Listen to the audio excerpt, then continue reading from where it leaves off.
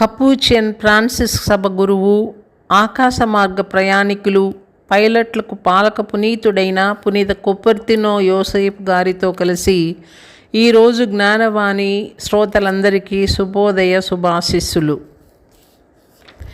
ఎగిరే పునీతుడిగా పేర్గాంచిన తెస్సయో యోసేపు గారు ఇటలీ దేశంలోని బ్రిందిసి నగర దాపున గల కుపర్తినో అనే ఊళ్ళో ఒక పేద కుటుంబంలో క్రీస్తు శకం 1603 జూన్ 17వ తేదీన జనించారు.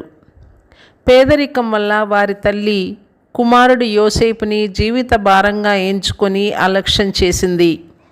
యోసేపు తెస్సా గారు బాల్యము నుండి సరియైన పోషణ లేక, ఆలనా పాలన లేక అమాయకుడిగా పెరిగారు. పాఠశాలలో చదివే రోజుల్లో 8 సంవత్సరాల ప్రాయంలో వారు అలాగే నిలబడి పారవస్యంలో నోరు తెరుచుకొని ఏవో వింత దృశ్యాలను చూసేవారు. అందుకు తోడి విద్యార్థులు వారిని తెరిచిన నోరు కలవాడు అని ఆట పట్టించేవారు. యోసేపు గారు కూడా చెప్పులు కుట్టే పని కొంతకాలం నేర్చుకున్నారు.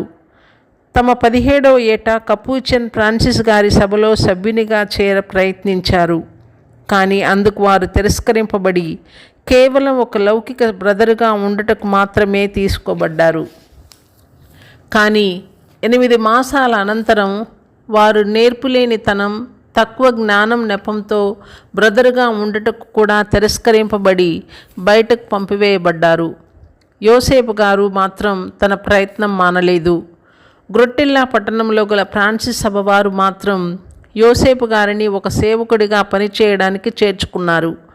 ఫ్రాన్సిస్ సభ 3వ వర్గ సభ్యునిగా ప్రవేశం కల్పించారు. అక్కడ వారు చాలా సంవత్సరములు ఎంతో నమ్మకంతో సేవకుడిగా పనిచేశారు.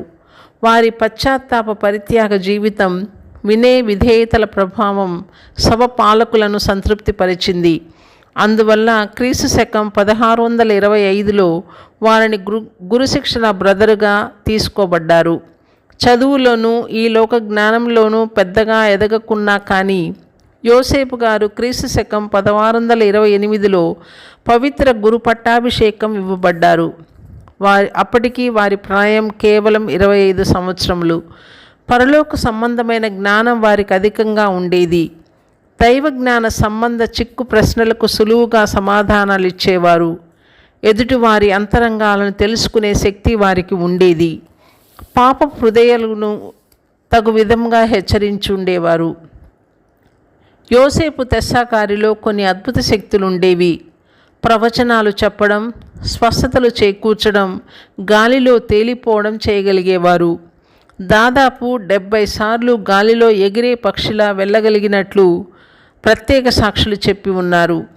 దేవాలయం భక్తులతో నిండి ఉండగా దేవాలయ ద్వారం నుండి లోపలి పీఠం వరకు గాలిలో తేలి ఆడుతూ ఎగిరి వెళ్ళేవారు. ఎత్తు అయిన ఒలీవు చెట్టు చిటారి కొమ్మ మీదకు ఎగిరి వెళ్ళి అక్కడే కదలకుండా గాలిలో అర్ధగంట సేపైనా ప్రార్థన చేసేవారు. పునీత యోసేపు గారు క్రీస్తు శకం 1639లో అసిసి మఠంనకు పంపబడ్డారు. అక్కడ వారికి అనేక శోధనలు ఎదురయ్యాయి. కానీ ప్రభువు కృపను కోరుకొని వారు కుదుటబడి కృతజ్ఞతలు తెలుపుకున్నారు. ఆధ్యాత్మిక జీవితంలో దృఢంగా నిలదొక్కున్నారు. యూరప్ అంతటా ఆ అద్భుత కరుని ఖ్యాతి విస్తరించింది. చివరిగా క్రీస్తు శకం 1657లో వారి స్వంత సభ ఉన్న ఒసిమో మఠమునకు బదిలీ కాబడ్డారు. కఠోర సన్యాస జీవితం గడుపుతూ అందరికీ ఆదర్శప్రాయంగా యోసేపు గారు జీవించారు. 40 రోజులు సాగే 7 తపస్కాలాలను పునీత కుపర్తినో యోసేపు గారు ప్రతి ఏడాది వరుసగా నిష్ఠగా పాటించారు. కటిక ఉపవాసం ఉండేవారు. ఆ కాలంలో వారంలో గురువారం, ఆదివారములలో మాత్రమే శుద్ధ మిత భోజనం చేసేవారు. అయినా కానీ నిడారంబర దేవుని మనిషిగా ఉల్లాసంగా కనిపించేవారు. ఎంతటి అద్భుత వ్యక్తి అయినా వారికి అపవాదులు, అపార్థాలు ఆపాదించేవారు ఉండేవారు. ఈ పుణ్యమూర్తి తన ఆశ్చర్యకర పనులు కొనసాగిస్తూనే, ప్రజలను విశ్వాసంలో బలపరుస్తూనే, తనకు కేటాయించిన గదిలో గురువుగా దివ్యబలి పూజలు అర్పించుకుంటూ క్రీస్తు శకం 1663 సెప్టెంబర్ 18వ తేదీన తన 60వ ఏట పరలోక రాజ్యం చేరుకున్నారు. గాలిలో ఎగిరే అద్భుత శక్తి కలిగి ఉండటానా ఆ పునీతుని ఆకాశ మార్గ ప్రయాణికులు, విమానం, రాకెట్ల పైలట్లకు పాలక పునీతులుగా ఎంపిక చేయబడ్డారు. గ్రొట్టెల్లా పట్టణ దేవబాంత భక్తుడిగా అక్కడి దేవాలయంలో వారి స్వరూపమును ఉంచి మర్యాద చూపడం భక్తులకు రివాజు అయ్యింది.